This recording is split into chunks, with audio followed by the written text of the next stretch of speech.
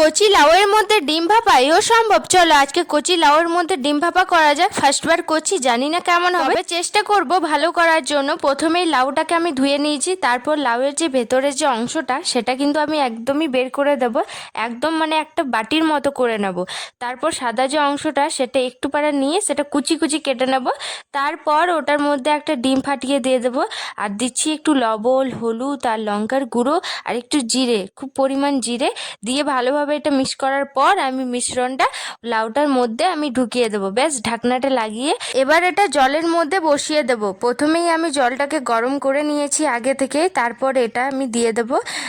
Stand থাকলে ভালো হতো, তবে স্ট্যান্ডটা আমি একদমই খুঁজে পেলাম না বাড়িতে, সেই জন্য আমি তার পাশে চাকু দিয়ে দিয়েছি। যাই হোক, এটা আমি 30 মিনিট ঢাকা দিয়ে এইভাবেই রাখলাম। ফাইনাল লুকটা আমাদের একদমই ভাপানো হয়ে গেছে। ডিমটার কি সুন্দর একটা বাটির মতো হয়ে গেছে। চলো তবে এটা টেস্ট করে বলা যায় কি সত্যিই এটা ভালো খেতে হয়। ঠিকঠাকই হয়েছে, তবে লবণটা কম